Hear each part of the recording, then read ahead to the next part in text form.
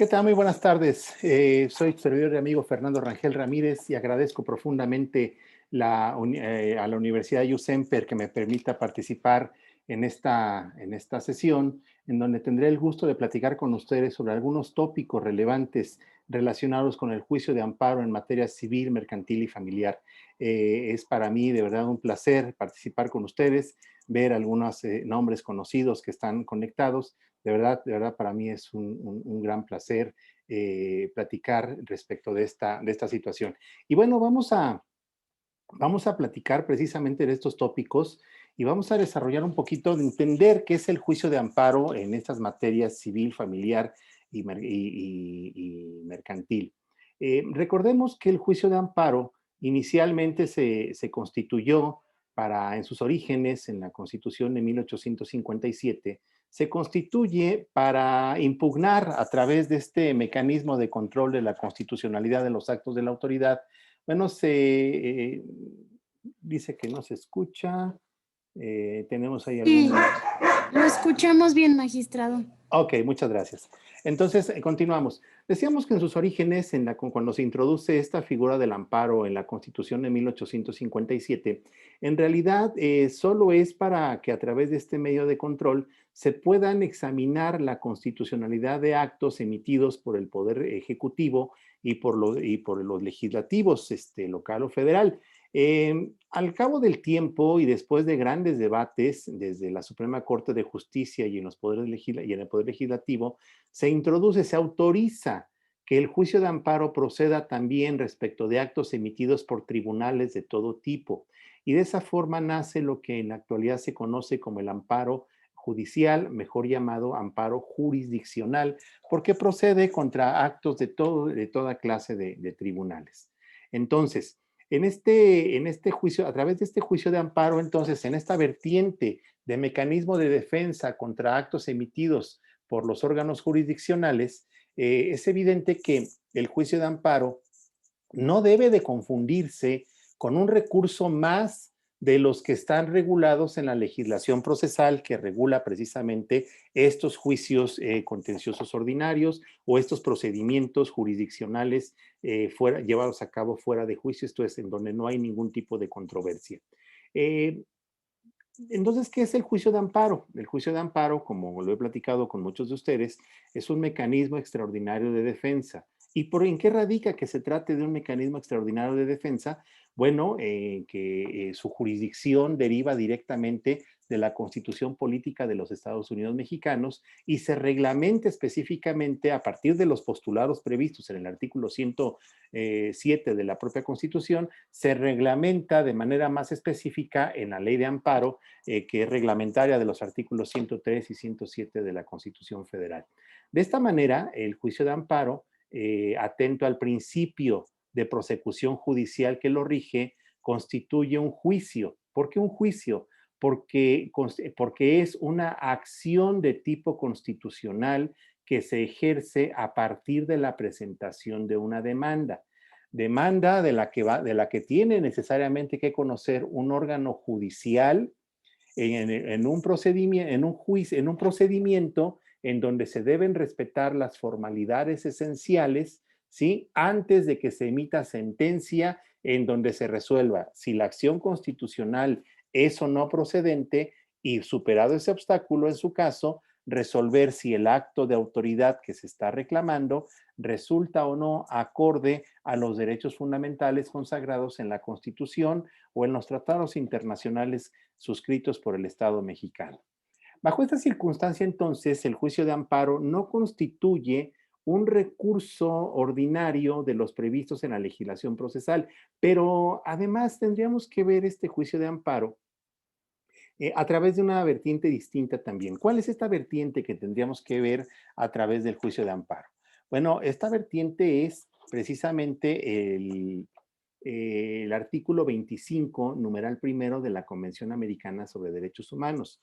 Conforme a este precepto convencional, el juicio de amparo sí se puede catalogar como un recurso, ojo, pero desde el lenguaje interamericano. Este artículo, palabras más, palabras menos, lo que establece es que todo gobernado tiene derecho a contar con un recurso sencillo y rápido ante los tribunales a través del cual se le pueda reivindicar en el goce de un derecho que se hubiere violado, que se hubiera afectado. Fíjense que aquí bien simpática esta circunstancia.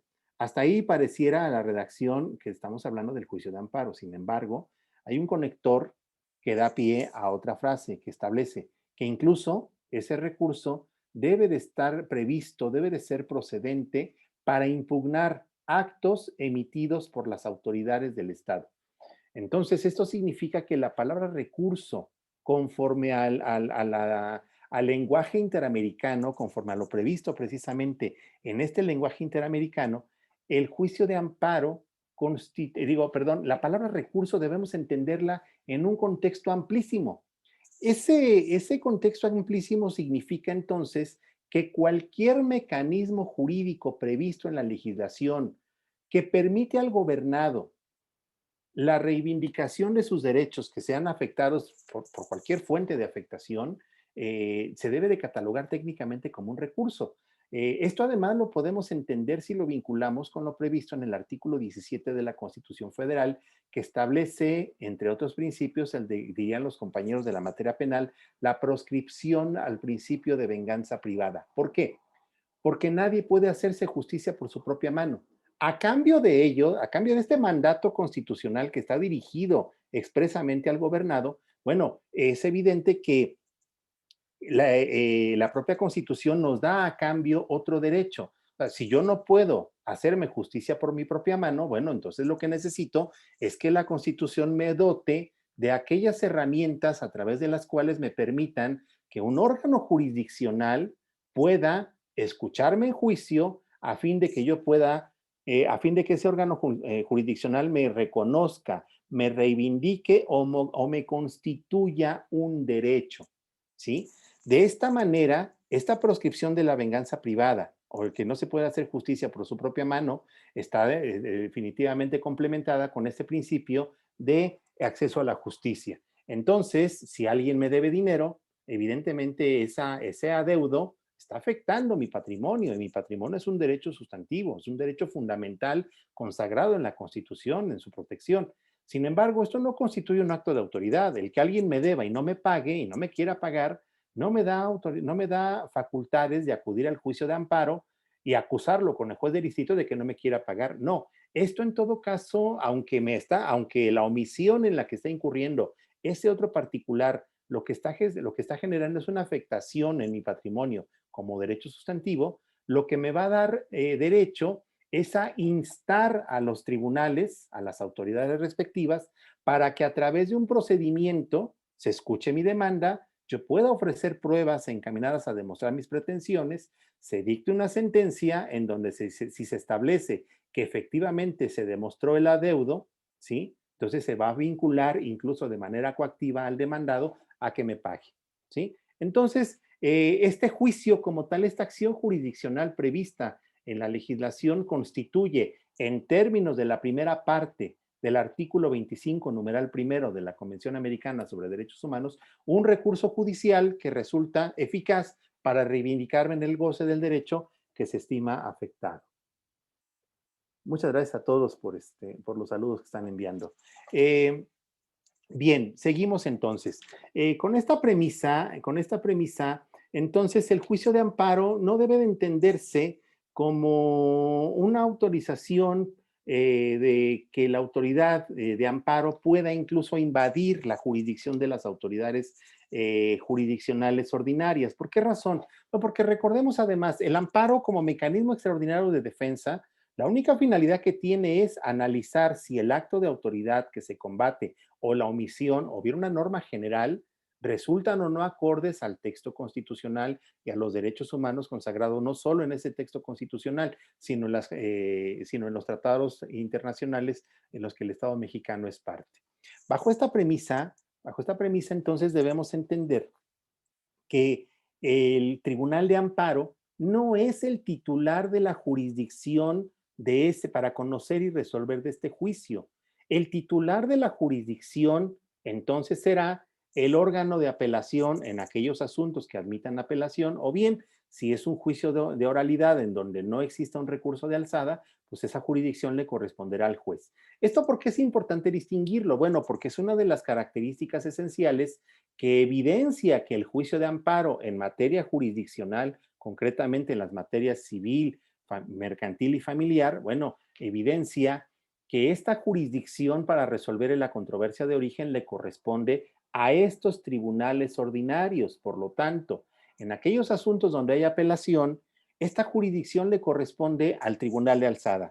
Por una ficción jurídica, esta jurisdicción se traslada a un juez de primera instancia, quien va a tramitar el asunto y va a ir emitiendo decisiones que van a ser preliminares. ¿Por qué son decisiones preliminares? Bueno, porque solo van a regir o solo van a estar vigentes si las partes no las impugnan, ojo, a través de los recursos ordinarios previstos en la propia legislación procesal que regula ese concreto procedimiento.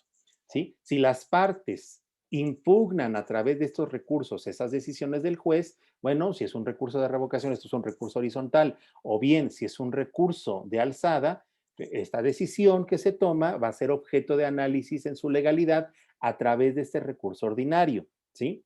Y esto incluso puede dar materia a que se apele, que se recurra a la sentencia definitiva.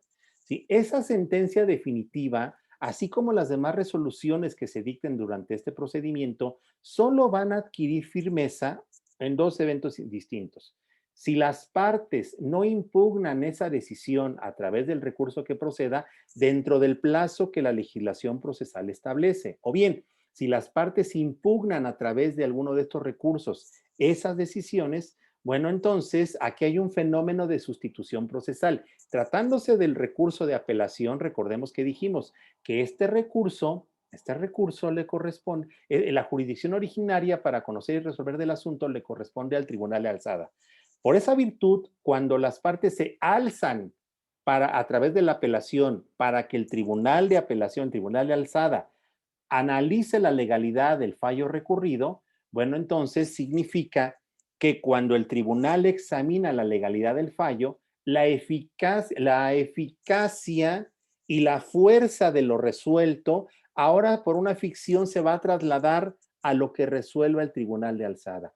De ahí que si el tribunal de alzada, al resolver este recurso, confirma el fallo recurrido, aún ante la inoperancia de los agravios planteados, bueno, significará entonces que la fuerza de la decisión radica en este fallo de segunda instancia y ya no por lo decidido por el juez, dado este fenómeno de sustitución procesal en virtud precisamente de que este tribunal de alzada es quien tiene esa jurisdicción originaria para conocer y resolver de la controversia.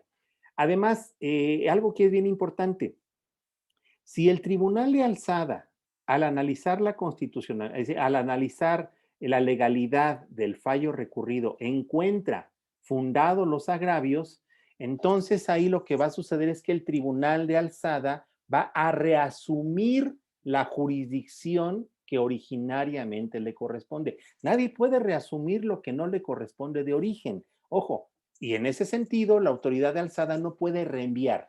No le puede dar un coscorrón al juez y decirle, no hiciste esto, ahora te lo envío para que lo hagas. No, el tribunal de alzada tendrá que reasumir esa jurisdicción que le es propia y derivado de esa circunstancia, entonces ahora lo que tendrá que hacer es resolver la controversia. Analizar las pruebas que no hubiera analizado el juez, resolver sobre la excepción que el juez no hubiera analizado, etcétera. ¿Sí? Tendrá que resolver la controversia conforme a la jurisdicción que le corresponde. En cambio, el tribunal de amparo, ojo, el tribunal de amparo no funciona igual. Cuando el tribunal de amparo está examinando la legalidad y constitucionalidad de un acto jurisdiccional, el tribunal de amparo solamente puede llevar a cabo ese examen a partir de los conceptos de violación que se plantean o en su defecto, en suplencia de la deficiencia de la queja, ojo, pero siempre con base en las mismas constancias que tuvo a la vista la autoridad responsable.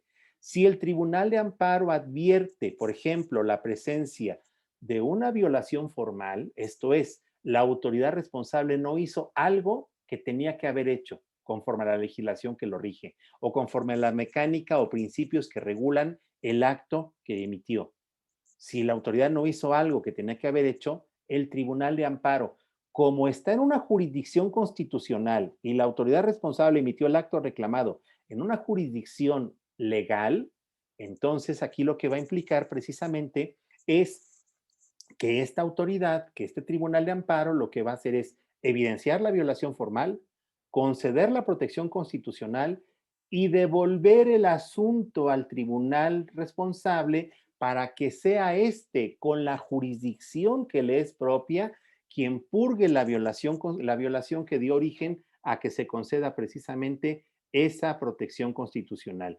Bajo esa premisa, esto evidencia que si el Tribunal de Amparo no es el titular de la jurisdicción originaria del asunto en el que está resolviendo, evidentemente no puede sustituirse y, por ejemplo, valorar de primera mano las pruebas si lo que se combate es la falta de valoración por parte de la autoridad responsable. No podrá examinar una excepción que la autoridad no hubiera examinado, precisamente ¿por qué? Porque ese tipo de cuestiones, esas decisiones le corresponden a la autoridad jurisdiccional que es la titular de esa jurisdicción originaria. El Tribunal de Amparo, en la jurisdicción constitucional en la que se encuentra desarrollándose, no podría de ninguna manera llevar a cabo ese examen. Por esa razón, en Amparo existe ese reenvío que hace el Tribunal de Amparo a la autoridad responsable para que sea esta, con la jurisdicción que le es propia, quien purgue precisamente esa violación en la que hubiera incurrido. Y dicta otra sentencia, otra resolución, en la que una vez que purgue esa violación formal, bueno, con plenitud de jurisdicción que le es propia, pueda resolver la controversia planteada en los términos que estime conducentes. ¿Sí? Esto nos lleva además también a identificar diversos principios que sustentan la procedencia del juicio de amparo en materia jurisdiccional, concretamente el amparo contra resoluciones dictadas por tribunales judiciales competentes para conocer de asuntos mercantiles, civiles y familiares. Uno de estos principios, uno de estos grandes principios que nosotros vamos a ubicar es precisamente el principio de definitividad, que dice la doctrina de la Suprema Corte de Justicia, que este es uno de los principios que sustenta en gran medida la naturaleza del amparo como un mecanismo extraordinario de defensa. ¿Por qué razón? Bueno, porque el amparo como mecanismo extraordinario de defensa solo puede abrir las puertas de su procedencia cuando el agravio que resiente el gobernado por virtud del acto de autoridad ya no puede ser reparado a través de algún otro mecanismo ordinario de defensa.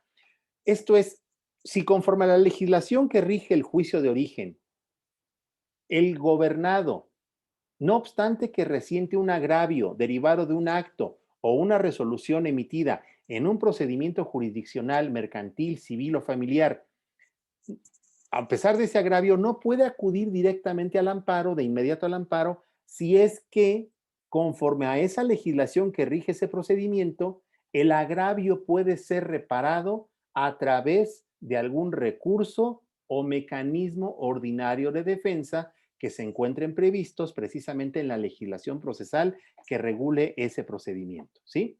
Bajo esta premisa, bajo esta circunstancia, entonces, el gobernado, antes de acudir a la acción constitucional, tendrá que agotar el recurso o mecanismo de defensa que proceda contra ese acto de autoridad. Solo que el recurso o mecanismo de defensa no sea apto, digo, mejor dicho, que no lo logre reparar en la presunta violación a sus derechos, es que entonces queda abierta la puerta para que el gobernado pueda promover el juicio de amparo. ¿Sí? La Suprema Corte de Justicia, a lo largo de su doctrina jurisprudencial, ha reconocido diversos principios conforme a los cuales el gobernado, en algunos casos concretos, no está obligado a que previo al amparo se ejerza este principio de definitividad. Uno de ellos es cuando el recurso no satisface las características de ser idóneo y eficaz para reparar el agravio al gobernado y restituirlo en el goce del derecho violado. Y me explico a través de algún ejemplo. En materia civil y en materia mercantil, Cuando se comenzó a regular, por ejemplo, el recurso de apelación preventiva, esto es, aquel recurso por virtud del cual el gobernado, parte en el juicio, manifiesta su inconformidad en contra de determinada resolución dictada en el curso del procedimiento, ¿sí? Entonces, si ese gobernado estima que determinada resolución del juez le causa perjuicio, va a promover el recurso de apelación preventiva, solo que en ese recurso pues solamente se manifiesta la voluntad del gobernado de eventualmente manifestar que no está de acuerdo con esa decisión. Sin embargo, ahí todavía no va a expresar agravios.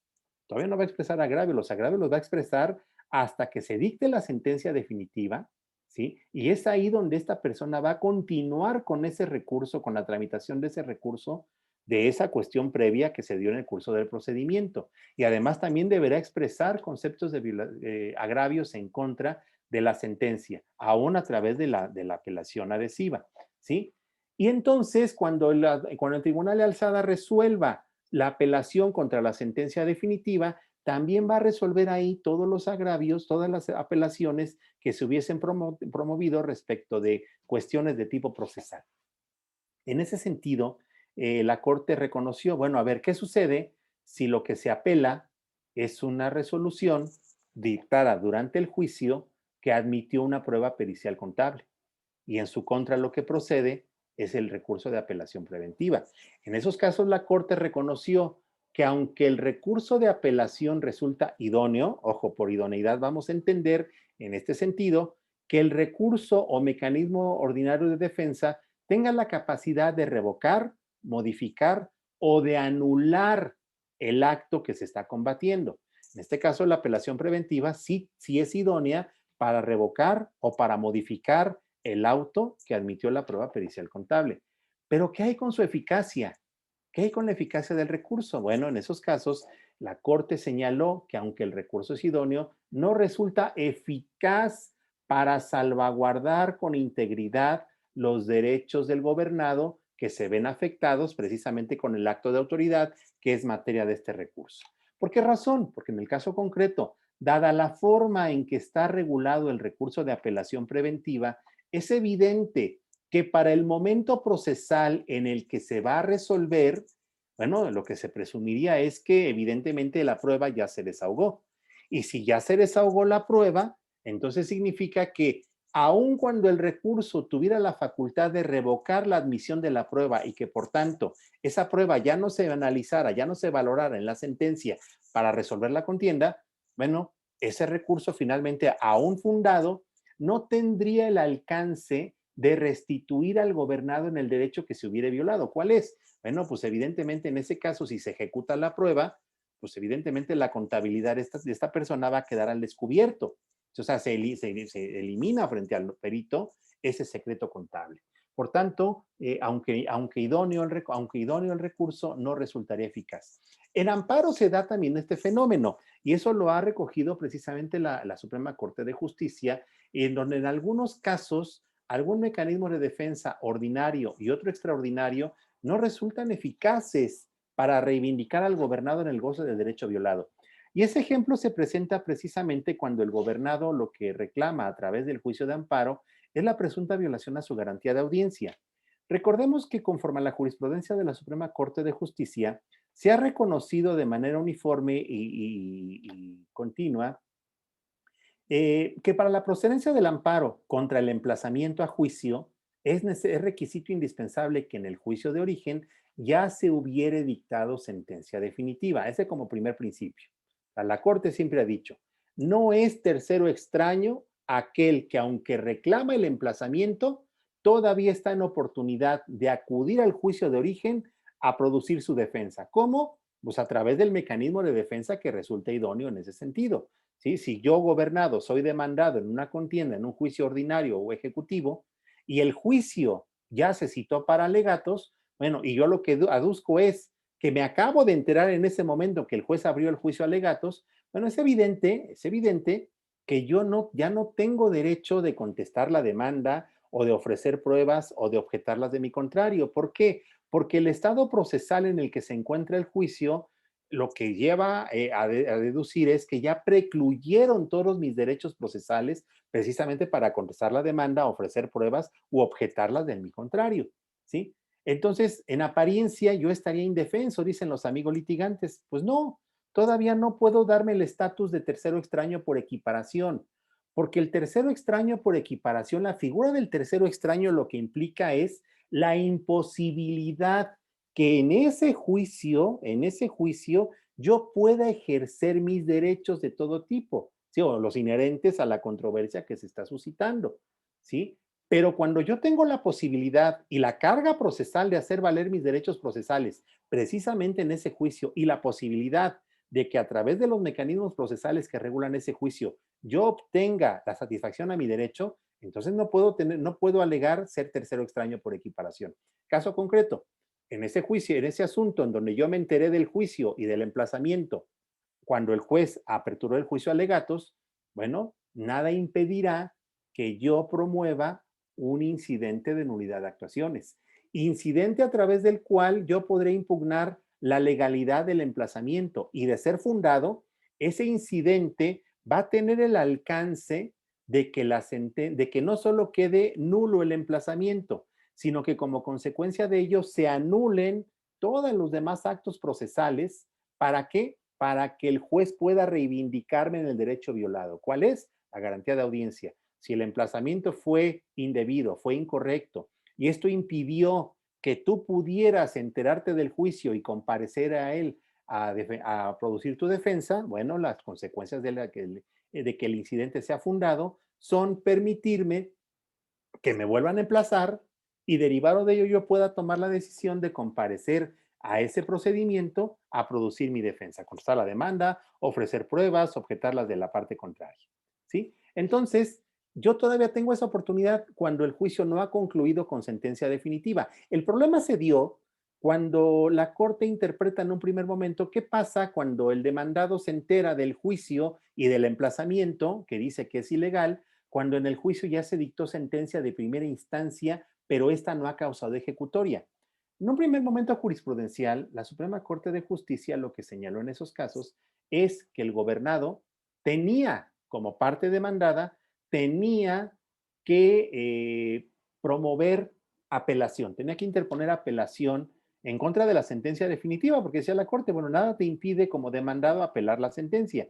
Además, si bien como el emplazamiento es de orden público y por tanto de análisis oficioso, nada le impide al tribunal de alzada examinar la legalidad del emplazamiento y tú puedes expresar agravios en donde que vayan encaminados a impugnar la legalidad del emplazamiento.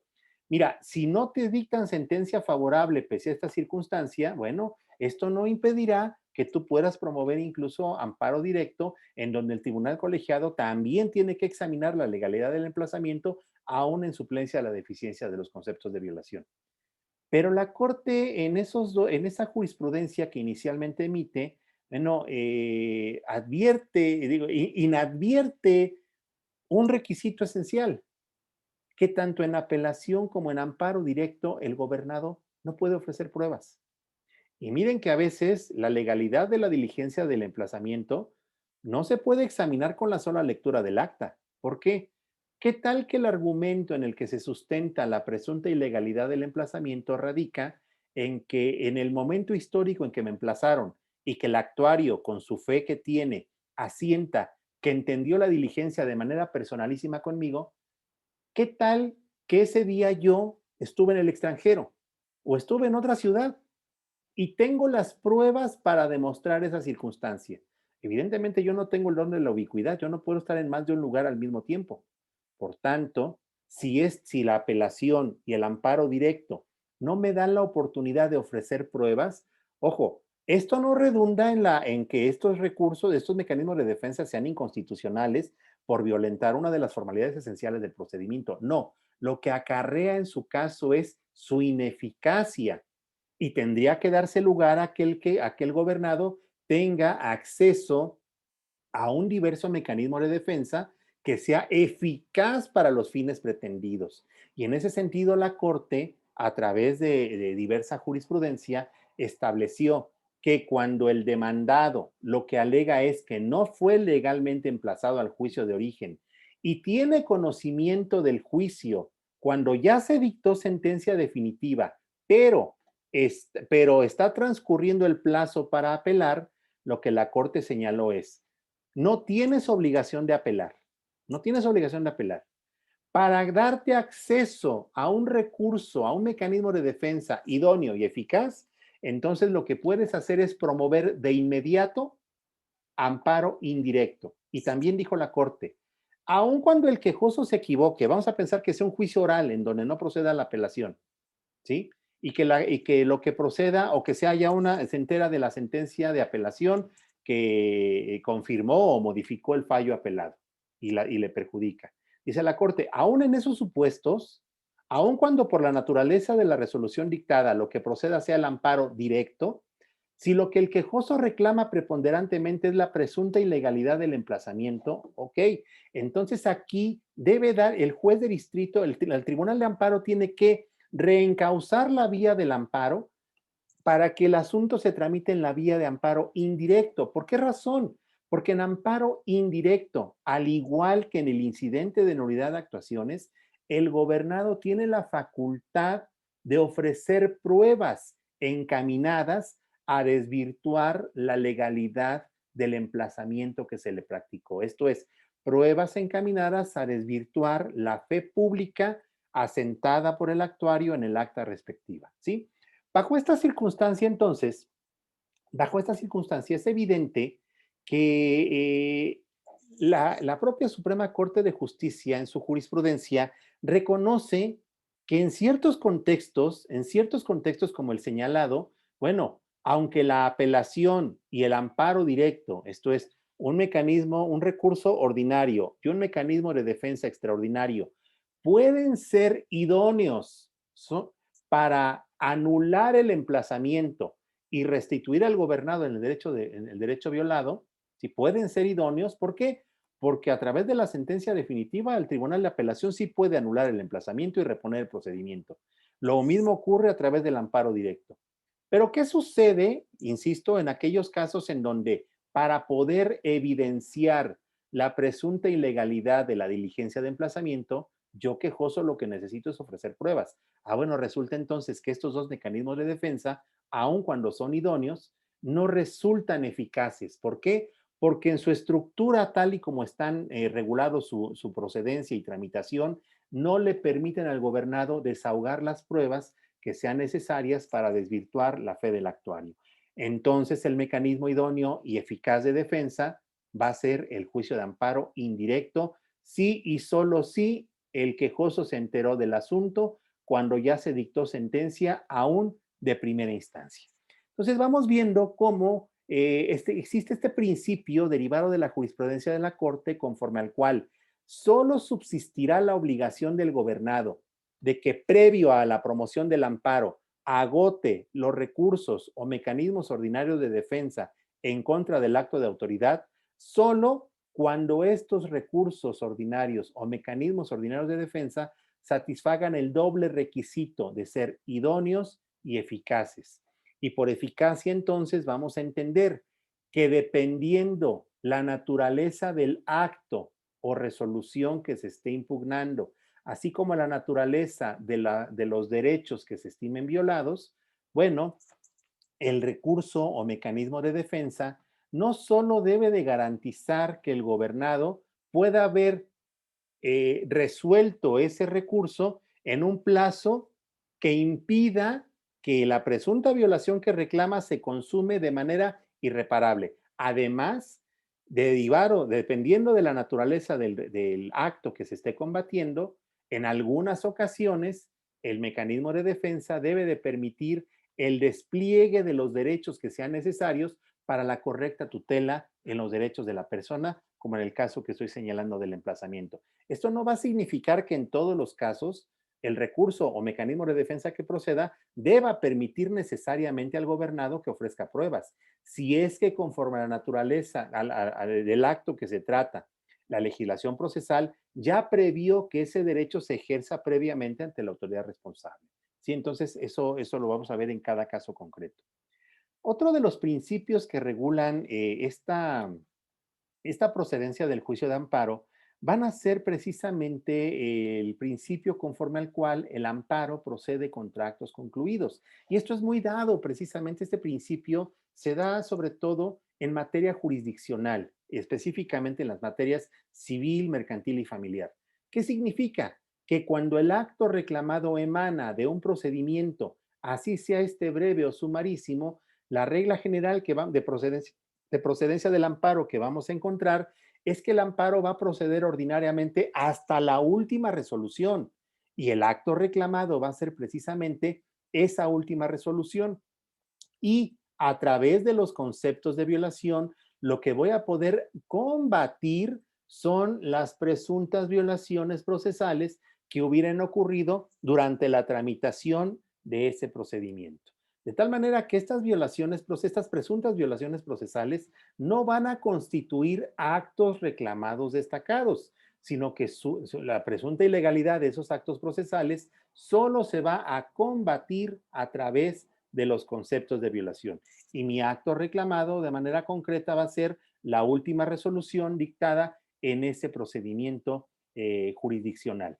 Este principio se deriva básicamente del artículo 107 de la Constitución y de manera más particular de lo previsto, por ejemplo, en el artículo 170, fracción primera de la Ley de Amparo, que establece que el juicio de amparo directo procede contra sentencias definitivas, laudos o resoluciones que pongan fin al juicio. Esto es, ¿qué característica tienen esas resoluciones que se pueden impugnar a través del amparo directo?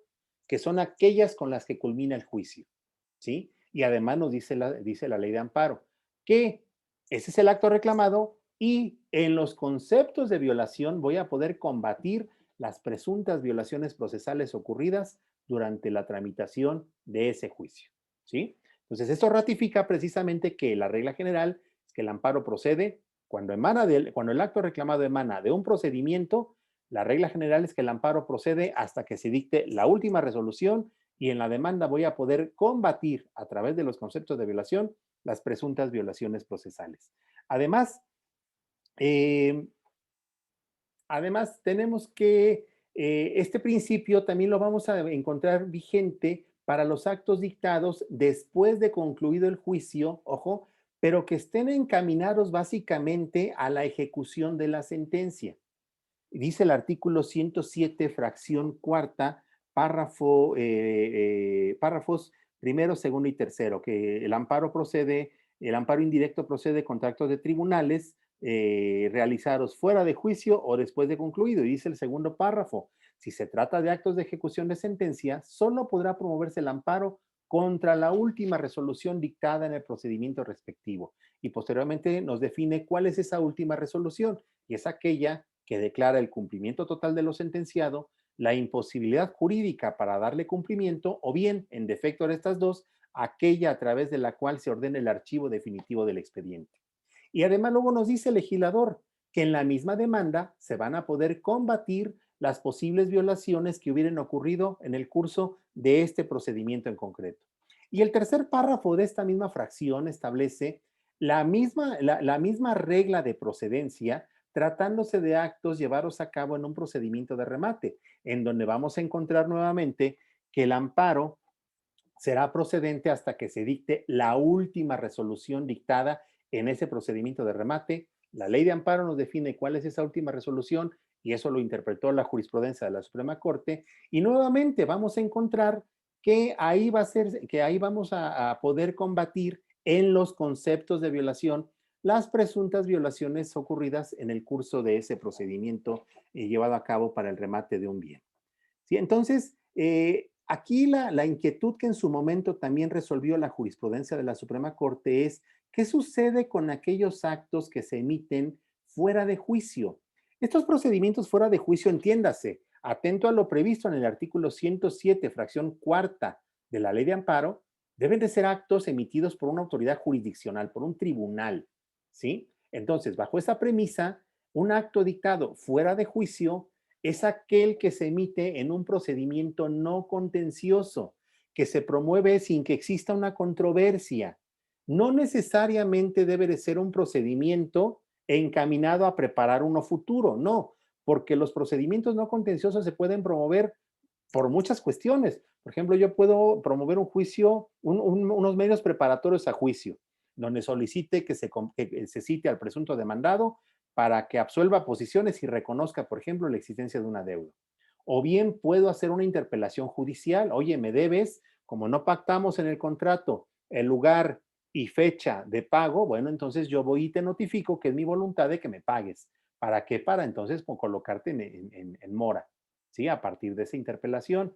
Pero esto no necesariamente va a implicar que, que se va a promover un juicio futuro. ¿Qué tal que en ese momento me paga el deudor? O también puedo promover una jurisdicción voluntaria a efecto de hacer del conocimiento fehaciente del inquilino que es mi voluntad finalizar el contrato de arrendamiento. ¿Sabes que no te lo quiero renovar, ni quiero que este se prolongue por ministerio de ley? Entonces, te comunico que es mi voluntad dar por terminado el contrato de arrendamiento. En esos casos, la Suprema Corte tuvo que interpretar este artículo, en aquel entonces el artículo 114, fracción tercera, párrafo primero, ahora su correlativo es el 107, fracción cuarta, párrafo primero de la ley de amparo vigente. Solo que si nosotros vemos la redacción nuevamente de este precepto, nada más establece que el amparo indirecto procede contra actos de tribunales realizados fuera de juicio o después de concluido. Nótese que a diferencia de los actos encaminados a la ejecución de la sentencia o en un procedimiento de remate, aquí pareciera que el legislador no estableció algún requisito adicional de procedencia, sino pareciera advertirse que el amparo procede genéricamente contra cualquier acto dictado fuera de juicio, ¿sí? Que aunque no, y no se establece algún otro requisito. Sin embargo, la Corte, al resolver una contradicción de tesis, se hace esta pregunta, bueno, ¿será que el amparo proceda indiscriminadamente contra todos los actos dictados fuera de juicio? Y la respuesta de la Corte fue no. El amparo, como mecanismo extraordinario de defensa, ¿sí? Solo se rige bajo ciertos principios de procedencia que se encuentran regulados tanto en la Constitución como en su ley reglamentaria. Por tanto, si se advierte de manera sistemática cómo está regulada la procedencia del amparo cuando el acto reclamado emana de un procedimiento, se encuentra la constante que en todos los casos hay dos premisas. La primera, la regla general. Siempre que el acto reclamado emana de un procedimiento, así sea este breve o sumarísimo, la regla general es que el amparo procede hasta la última resolución que se dicte en ese procedimiento. Y en la misma demanda se van a poder combatir a través de los conceptos de violación las presuntas violaciones procesales ocurridas en el trámite de ese procedimiento. ¿Cuál es la excepción que la Corte en diversa jurisprudencia encontró o autorizó tanto para los actos dictados en ejecución de sentencia como para los actos dictados fuera de juicio? La excepción que la Corte autorizó fue que cuando se está frente a un acto de imposible reparación, entonces el gobernado no deberá de esperar a que se dicte la última resolución en ese procedimiento, sino que de inmediato y previo a agotar el recurso o mecanismo ordinario de defensa que proceda, ¿sí? El amparo será procedente por tratarse de un acto de imposible reparación. La condición que estableció la Corte para los actos de ejecución de sentencia es que se trate de actos que afecten derechos sustantivos distintos de aquellos que se afectaron en la sentencia definitiva, en tanto que en los actos dictados fuera de juicio no existe ninguna condición. Basta que se afecte un derecho sustantivo en los términos que ahora establece la diversa fracción quinta de este artículo 107 de la Ley de Amparo para que el amparo sea procedente de inmediato sin necesidad de esperar a que se dicte la última resolución en el procedimiento de ejecución de sentencia. Vale la pena señalar que en estos actos de ejecución irreparable, que en la actualidad, insisto, dada la nueva legislación que nos rige, la definición de acto de imposible reparación, avalada ya por la Suprema Corte de Justicia, es la que deriva precisamente de la fracción quinta del artículo 107 de la Ley de Amparo. Y en esos casos, la Suprema Corte ha establecido también una regla general. La regla general consiste en que el amparo, como mecanismo extraordinario de defensa, Vincula a que los quejosos agoten el principio de definitividad aun cuando el acto reclamado sea de imposible reparación. Incluso ha establecido la Suprema Corte, incluso cuando el quejoso sea un menor de edad o una persona con alguna incapacidad. O sea, en esos casos, el quejoso no está exento de agotar el principio de definitividad. Solo respecto de estos últimos supuestos, esto es cuando el quejoso es menor o incapaz, la Suprema Corte estableció una regla de excepción y dijo, ok, por principio esas personas están obligadas a que previo al amparo agoten el recurso procedente. Pero si ese recurso o mecanismo ordinario de defensa no es conforme a la regulación legal que tiene, su sola interposición no suspende la ejecución del acto, entonces el gobernado queda en libertad de no agotar el recurso y promover de inmediato el juicio de amparo indirecto, ¿sí? Entonces, vamos viendo cómo estos principios que la Corte a través de su jurisprudencia ha interpretado van moldeando precisamente a la procedencia del amparo y lo diferencian de los recursos ordinarios que prevé la legislación procesal que regula esta clase de procedimientos civiles, mercantiles y familiares. Pero ahora, decíamos al principio que el amparo tiene esta doble vertiente de ser juicio o recurso, esta última en términos del lenguaje interamericano. Pero además, ¿por qué decimos que el amparo es un juicio?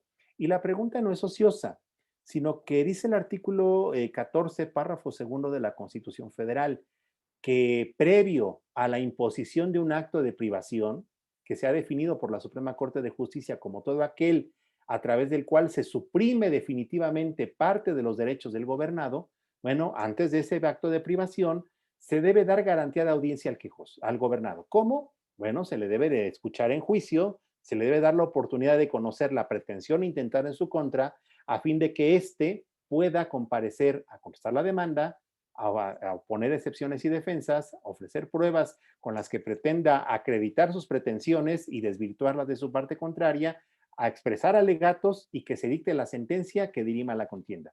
Esas son las formalidades esenciales del procedimiento que se deben de satisfacer antes de la emisión del acto de privación. En este caso, la sentencia condenatoria constituye, para todos los fines, un acto de privación. Entonces, la pregunta es, oigan, y entonces esto significa que si el amparo es un juicio, y si lo dijo hace rato que en ese procedimiento de amparo se deben de satisfacer las formalidades esenciales, ¿esto significa entonces que a través del juicio de amparo se puede emitir un acto de privación? Y la respuesta es sí. En el amparo es posible emitir un acto de privación. ¿Cuál es ese acto de privación? El acto de privación es la sentencia que concede la protección constitucional. ¿Por qué razón? Porque si la sentencia protectora tiene como finalidad reivindicar al quejoso en el goce del derecho que se estima violado a través de la insubsistencia del acto de autoridad, bueno, pues entonces esto significará que en ese juicio de amparo se debe dar garantía de audiencia a aquella persona que pueda resultar afectado si se priva de sus efectos ese acto de autoridad. Y esa persona es el tercero interesado, presente en la mayoría de los asuntos de amparo en materia civil, mercantil y familiar. ¿Por qué? Porque conforme lo previsto en el artículo, en los postulados que derivan del artículo quinto, fracción tercera de la ley de amparo, tercero interesado es toda aquella persona que hubiera gestionado la emisión del acto reclamado o bien que el acto reclamado le produce derechos. Por tanto, si ese acto de autoridad beneficia al tercero interesado, es evidente que en el amparo se tienen que satisfacer la garantía de audiencia de ese tercero interesado porque a través de la sentencia protectora se puede privar de sus efectos ese acto que le autoriza y en todos sus términos esa sentencia protectora constituirá un acto de privación en contra del tercero interesado. En ese sentido, bueno, recordemos que pese al principio de limitación probatoria que existe en la ley de amparo en su artículo 75, ello no significa que el amparo, que ese artículo sea inconstitucional por vedarle a las partes una formalidad esencial que es el derecho a probar. ¿Por qué? porque al ser el juicio de amparo un mecanismo extraordinario, sobre todo en materia jurisdiccional, es evidente que las partes ya pudieron o debieron agotar su derecho a probar precisamente en la controversia de la que deriva el acto reclamado, ¿sí? Y la excepción a este principio de limitación probatoria es precisamente que si las partes ya tuvieron la posibilidad, no pudieron tener la posibilidad de ofrecer pruebas en el procedimiento, bueno, entonces en ese momento significa que las partes van a poder plantear esas, van a poder ofrecer esas pruebas que no pudieron ofrecer ante la autoridad responsable, lo podrán hacer, ojo, solo en la vía de amparo indirecto. ¿Por qué? Porque por razones naturales en amparo directo, al ser un amparo eminentemente jurisdiccional, porque el acto reclamado solo puede ser la sentencia definitiva, laudo o resolución que puso fin al juicio, bueno, evidentemente significa que las partes ya pudieron o debieron haber ejercido ese derecho a probar precisamente ante la autoridad responsable.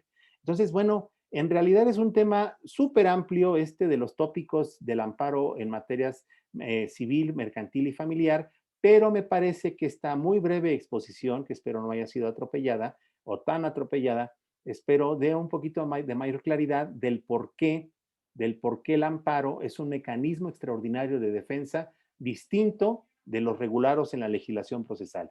Entonces, si me parece a mis anfitriones, podríamos abrir una sección de preguntas y respuestas.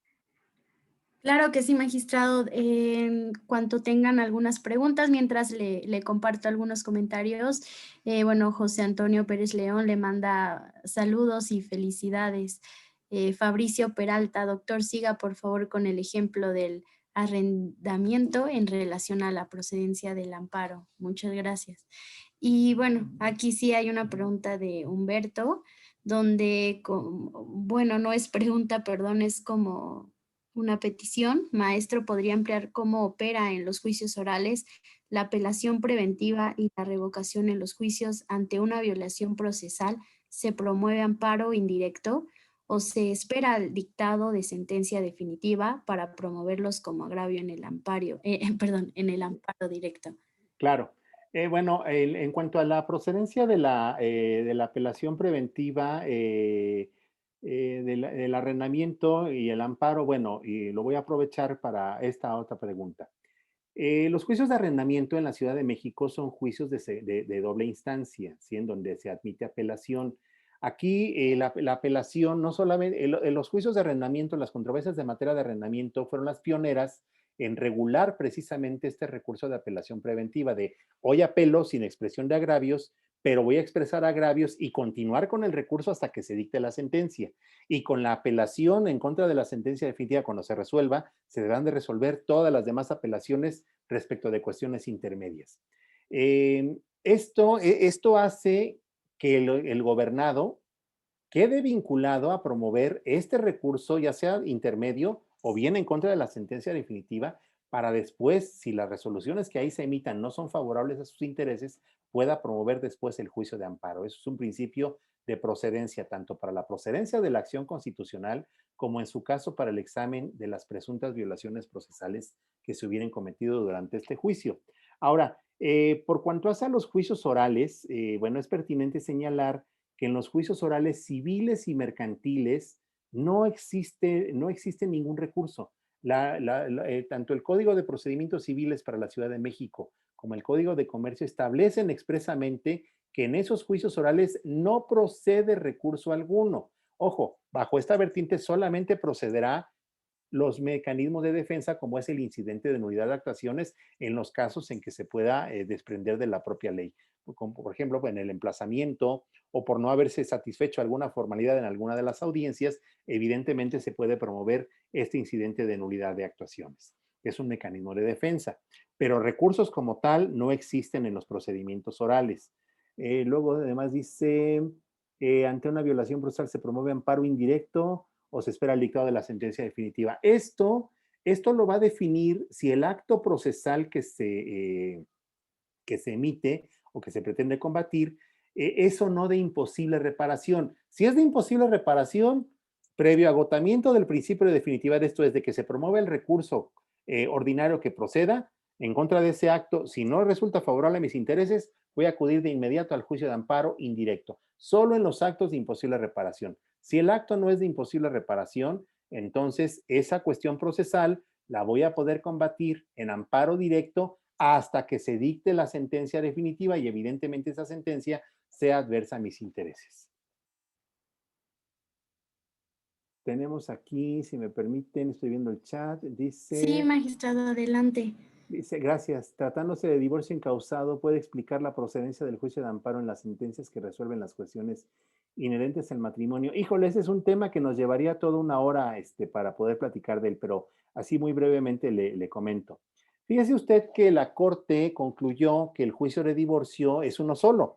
Entonces, aunque se decreta, aunque en una resolución que pudiera ser intermedia, se decreta el divorcio, no siempre en esa resolución se aprueban el convenio de las partes en cuanto a las demás, en cuanto a las consecuencias inherentes a esa disolución del vínculo matrimonial. ¿Cuáles son esas consecuencias? Las cuestiones de alimentos, guarda y custodia de los niños, visitas y convivencias, en su caso la procedencia del pago de alimentos, alimentos compensatorios, liquidación de sociedad conyugal, entre otros supuestos que produce el divorcio como tal. En esos casos, la Suprema Corte de Justicia de la Nación ha señalado que cuando no se aprueban ahí todas estas cuestiones o no se resuelven esas cuestiones y queda alguna para posterioridad, bueno, se debe de tramitar en la vía incidental. La costumbre en la Ciudad de México es que cada una de estas consecuencias genera una vía incidental en donde se dicte una resolución. Bueno, la Suprema Corte ha señalado para fines prácticos que cada una de estas interlocutorias que resuelve sobre de estas consecuencias inherentes al divorcio va a ser impugnable a través del juicio de amparo directo. Entonces, cada una de estas interlocutorias es una sentencia definitiva para los fines del amparo directo. Luego nos hacen otra pregunta, dice, en materia mercantil, se otorgó el juicio de amparo directo, amparo para efectos y se otorgó plenitud de jurisdicción. A pesar de ello, el Tribunal Unitario vuelve a vulnerar los derechos del quejoso. Ojo, si se concede la protección constitucional y se concede al gobernado, se concede a la autoridad responsable plenitud de jurisdicción para emitir la nueva sentencia, bueno, es evidente que en esas nuevas consideraciones que van a sustentar la nueva sentencia, será posible que la autoridad responsable eventualmente pueda volver a violar derechos fundamentales de la parte, de la parte quejosa. Entonces, esto autorizará a ese quejoso a promover diverso juicio de amparo en contra de la nueva sentencia, siempre y cuando, como se señala en la pregunta, se haya concedido plenitud de jurisdicción a la autoridad responsable. Tenemos otra, dice, en la práctica, en un juicio mercantil ante juez de distrito, el actuario al realizar emplazamiento, al preguntar al vigilante por demandaros, dijeron que sí, ahí laboran, pero no se encontraban. Solo emplaza a un demandado y no deja citatorio para los otros. Lo hemos solicitado y dice que aunque se presume que ahí trabaja, pues no puede hacer nada. Promovimos el incidente de nulidad, pero no se admitió. Promovía amparo indirecto y no fue procedente. Existe responsabilidad de actuario, entonces tendremos que acudir al Consejo de la Judicatura y promover queja toda vez que ordena la publicación de edictos y no corregir el emplazamiento. Híjole, esto está más complicado porque recordemos que, bueno, se tiene el derecho de acudir al recurso de queja ante el Consejo, solo que los recursos de queja de ninguna manera tienen como efecto el no tienen como consecuencia el restituir al gobernado el goce de derecho violado. Solamente tiene la finalidad de este recurso de queja de establecer responsabilidades de tipo administrativo en contra del funcionario judicial, ¿sí? Pero no son restitutorias de derechos. Por tanto, ahí digo, por lo complejo de la pregunta, eventualmente lo que pudiera ser procedente es el recurso que proceda en contra del auto que ordene la publicación de edictos y en su defecto el juicio de amparo indirecto, precisamente por esa afectación patrimonial que puede existir por virtud de la orden de publicar los edictos. ¿Sí? Bien, magistrado, perdón que lo interrumpa. Bueno, ya nada más nos queda un minutito también para no Claro. ocupar tanto de su tiempo. Si gusta elegir una última pregunta, disculpen a todas las personas que han hecho bastantes preguntas, pero bueno, por disposición de tiempo, el magistrado, bueno, que una última pregunta, si le parece, y con eso cerramos, magistrado. Muchas gracias. Claro que sí. Bueno, pues vamos a ver la última. Entonces, dice, ¿existe criterio de la Suprema Corte? Ah, no, es que está vinculada con la anterior. Dice, ¿se podrá presentar un juicio de amparo indirecto por una determinación dentro de la aceptación de una apelación de juicio familiar, la cual está en proceso en específico? Se aceptó el recurso de apelación, pero se ordenó dejar sin efectos suspensivos la pensión alimenticia aun y cuando la persona que se le impone el cumplimiento es quien tiene a la menor, y la garantía alimenticia se debe entregar a la progenitora aun cuando no tiene a la menor. ¿Se podrá interponer el amparo indirecto solo en contra de ese acto de autoridad? La pregunta es compleja, pero me parece que sí, cuando se reclama un acto de autoridad no es necesario combatir en su integridad. En el amparo se podrá combatir un acto solo por aquello que me perjudica. Sí, sí, en ese caso sí sería procedente de esa manera. Y bueno, pues muchas gracias por la invitación, por la confianza que esta querida institución siempre muestra en su servidor. A mí me encantaría seguir platicando, pero bueno, aquellos que ya me han escuchado sobre estos temas sabrán que, bueno, esto nos lleva a veces 7, 8 sesiones de 2 o 3 horas. Entonces, la verdad es que para mí fue un placer haber tratado de resumir en una hora esos conceptos que me apasionan y que me da mucho gusto haber podido compartir con ustedes. Y nuevamente, muchas gracias. Gracias, magistrado. Con esto cerramos. Buena tarde.